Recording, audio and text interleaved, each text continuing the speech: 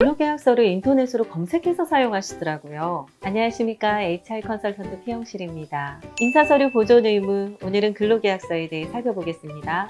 지금 병원에서 사용하고 있는 근로계약서 서식은 어떻게 만들어졌습니까? 노무사를 통해 전달받았을 수도 있고, 나보다 먼저 개원을 해서 병원을 운영하고 있는 선배나 동료들에게 서식을 전달받아 사용하고 있는 병원도 있더라고요.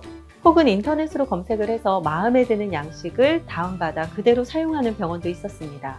고용노동부 홈페이지에서 표준 근로계약서를 다운받아서 원장님 마음에 드는 내용으로 수정해서 사용하고 있는 병원도 있었습니다. 근로계약서는 근로계약에 있어서 가장 기초적이면서도 가장 중요한 서류이지요. 근로계약서를 작성하는 순간 사용자와 근로자로서 법적인 책임과 의무가 생기기 때문입니다. 근로계약서에는 반드시 들어가야 되는 내용이 있고 근로기준법 제17조에서 이것을 명시하고 있습니다. 가장 중요한 요소인 임금과 소정 근로시간, 휴일, 연차 유급 휴가, 취업 장소, 종사 업무, 그리고 기숙사가 있는 경우에는 기숙사 규칙에서 정한 사항까지 모두 7가지가 포함이 되는데요. 근로계약서의 레인보우라고 할 수 있겠죠?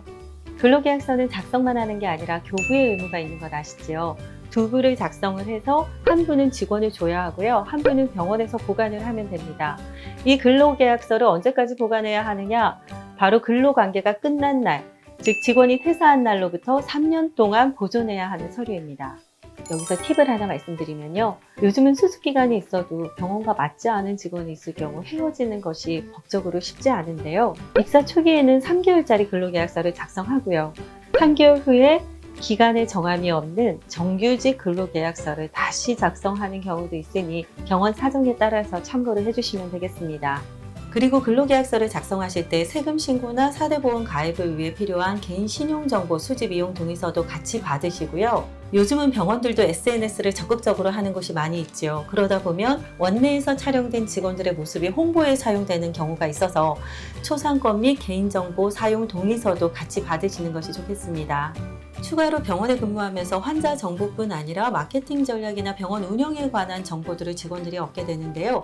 그런 것을 누설하지 않겠다는 영업비밀 보안 서약서도 같이 받으시면서 직원들에게 정보의 중요성을 인지시켜주는 것도 필요할 수 있겠습니다. 메디플로우 인사관리를 사용하는 병원은요.